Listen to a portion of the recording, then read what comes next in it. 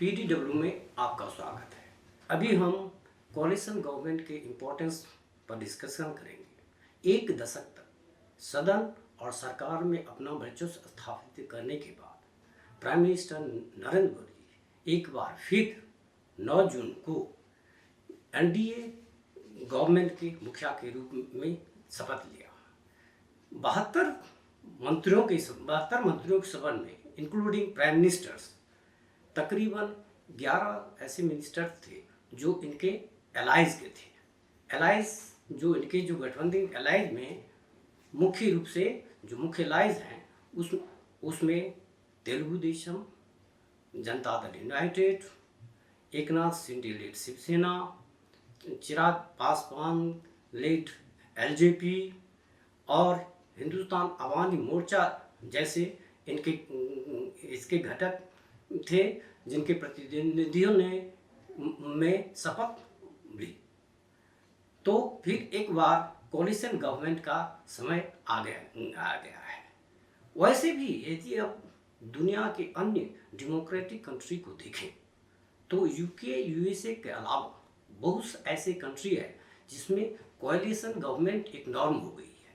छोटे से democratic Israel की बात करें तो यहाँ तो एकदम कोalition गवर्नमेंट ही चल रहा है और कोई दिक्कत इस तरह से नहीं हुई है।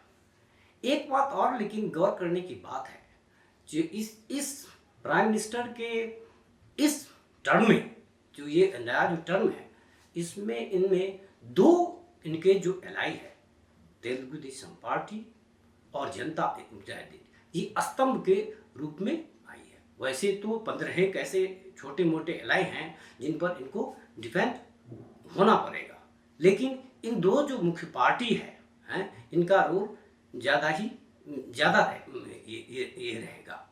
हम जब जेडीयू की बात करते हैं तो जेडीयू के साथ मिलकर इन्होंने बिहार में अच्छा खासा परफॉर्मेंस किया और वहाँ आंध्र प्रदेश में तेलुगु देशम और जनसेना के साथ इनका जो अलायंस था वो ऑलमोस्ट वो स्वीप किया।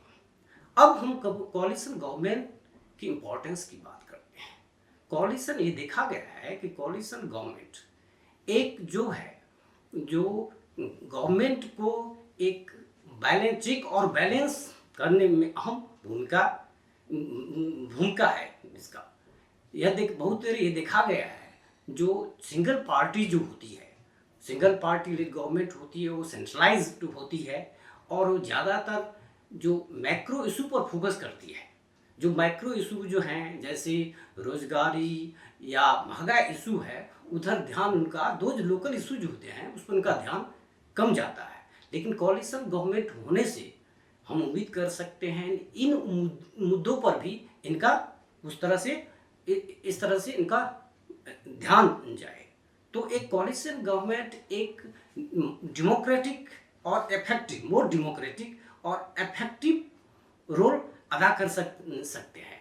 लेकिन ऐसी स्थिति में होता है क्या, बीजेपी के लिए जो मुद्दे, जो एजेंडा, बीजेपी की जो एजेंडा, जो कंटेंसस एजेंडा लोग कहते हैं जैसे मुस्लिम कोटा को हटाने या यूसीसी या वन नेशन वन इलेक्शन, ऐसे इशू को, ऐसे एजेंडे को, ऐसे उनको कुछ देर के लिए जब तक उनको ताक पे रखना पड़ेगा ताकि कोalition के साथ कोई इनके इस तरह से क्लैश नहीं हो और गवर्नमेंट स्मूथली चले।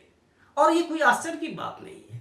हाँ, आखिर ये तो बीजेपी लेड वाजपेयी की गवर्नमेंट ही थी ना जिन्होंने एक सक्सेसफुली कोalition गवर्नमेंट सक्सेसफुली कॉलेज का पूरे टर्म उन्होंने निभाया और कोई खास दिक्कत नहीं होगी। हाँ, ये कह सकते हैं कि फिर से ये कोalition एक शुरुआत आ गई है और इसमें बीजेपी चूंकि अपनी बदौलत सरकार नहीं बना पाई, 240% गई। It was short of 32 seats to have simple majority on its own.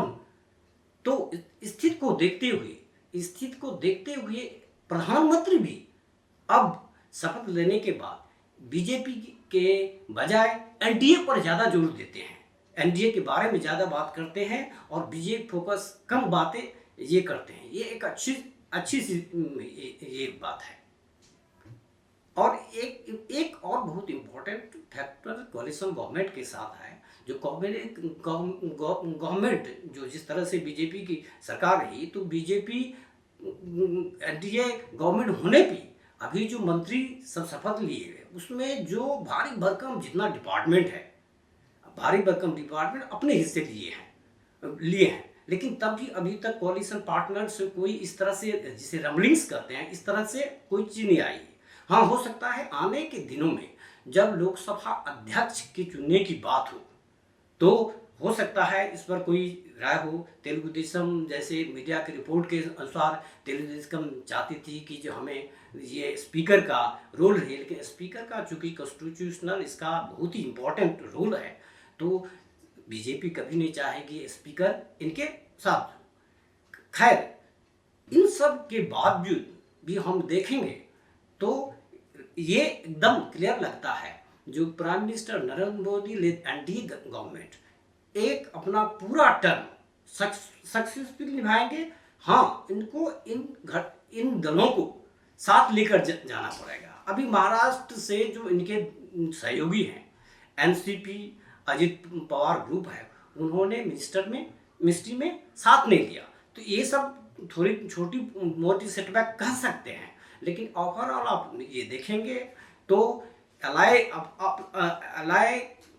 के बदौलत ये इनके 293 मेंबर्स हैं, जो कि बहुमत से ज़्यादा है। और प्रधानमंत्री की पिछले कालों उनके स्टाइल ऑफ फंक्शनिंग गवर्नमेंट्स को देखकर हम चलें तो ये नहीं लगता है, किसी को नहीं लगता है कि कोई इस तरह के संकट होगी, जो कि अक्सर विरोधी दल खासकर इंडिया ब्लॉक हमेशा ही कहते रहते हैं कि कभी सरकार जा सकती लेगा। तो यहाँ हम देखते हैं अब कोalition गवर्नमेंट के तौर पर एक ऐसा अवसर मिला है जिसमें ये बहुत जरूरी है जो डेमोक्रेटाइजेशन और इफेक्टिव टूल के रूप में इसका यूटिलाइज हो, ताकि हम उन इशू को भी इनके जो बीजेपी के जो कोर एजेंडा थे उसके अलावा जो इशू जो है जो आम आदमी को इफेक्ट करते हैं, उस इशू की ओर भी ध्यान दें। तो मेरा तो कहना है जो कोalition government will successfully complete its full term. Thank you.